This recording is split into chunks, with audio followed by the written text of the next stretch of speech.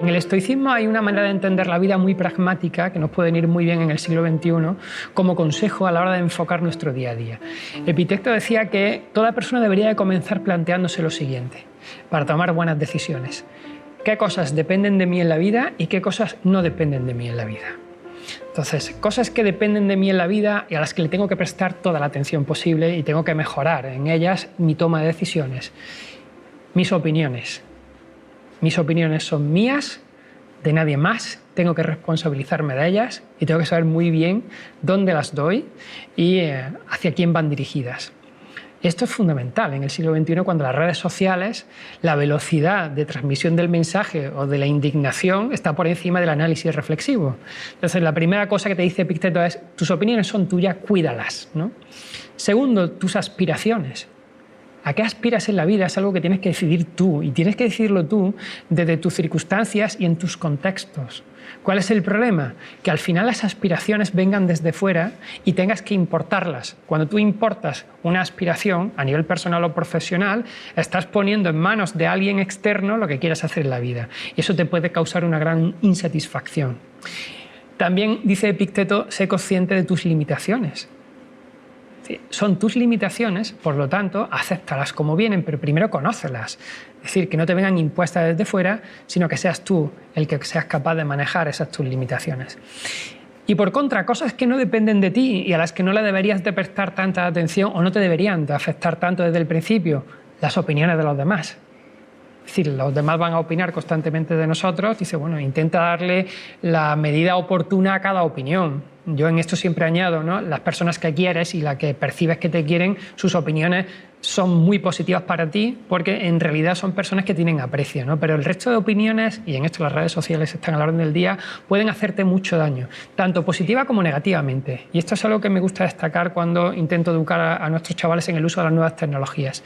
Si te vienes muy arriba cuando recibes muchos likes, si le das mucha importancia cuando las redes sociales te están encumbrando, a la primera crítica que venga también le darás importancia. Segunda cosa que no depende de ti, dice Epicteto, los afectos de los demás. Es decir, no puedes empeñarte en que te quieran ni en que gustes a todo el mundo. Así es que intenta buscar una identidad, pero no intentes que los demás tengan unas emociones hacia ti que tú consideres oportunas o no. Y la tercera cosa, que creo que también es fundamental, que una persona tiene que tener en cuenta que no depende de ella, son los logros de los demás.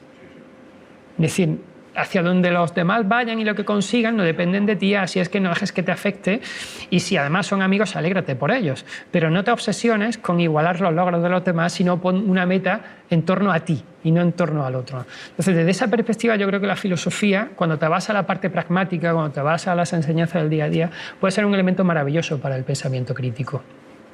Y en esta línea de ejemplo de pensamiento crítico, hay uno muy interesante que en el siglo XXI creo que debería de ser casi obligatorio en las escuelas de periodismo, pero también a nivel educativo en secundaria, y es que el pensamiento crítico tendría que funcionar a la hora de entender los titulares de prensa que se suelen dar o los titulares de las noticias que en algunas ocasiones impactan esa parte emocional. Y es que el vuelco hacia el lado emocional que está surgiendo en los medios de comunicación es tan potente que está anulándose la capacidad primaria de razonamiento que deberíamos de tener nosotros. De modo que si yo consigo un titular sensacionalista, yo sé que voy a acudir directamente a tu emoción, o bien de felicidad o bien de indignación, y he conseguido anular tu parte racional. ¿Por qué? Porque he ido directamente a la emoción, ¿no? Esto ya lo sabían los romanos.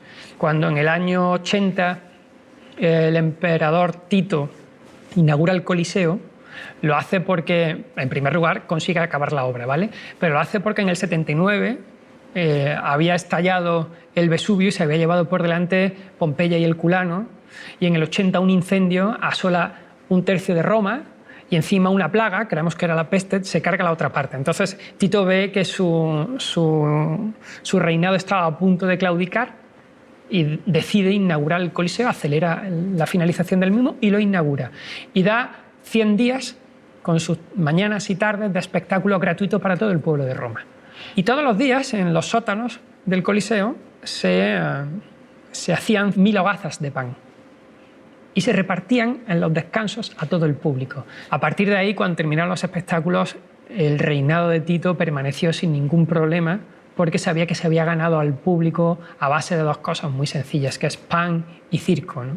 Bueno, pues en el siglo XXI el pensamiento crítico tiene que estar teledirigido para darnos cuenta de que si no utilizamos esa capacidad de análisis de la realidad, al final se impone el circo y estás constantemente en una dinámica de entretenimiento que hace que no estés atento a lo que realmente hay de fondo. De ahí mi insistencia, ¿no?, mucho en que intentemos educar a la gente desde una perspectiva con un foco de apertura ancha, porque si olvidamos el contexto, al final, cuando descontextualizas, estás olvidando la verdad y la realidad.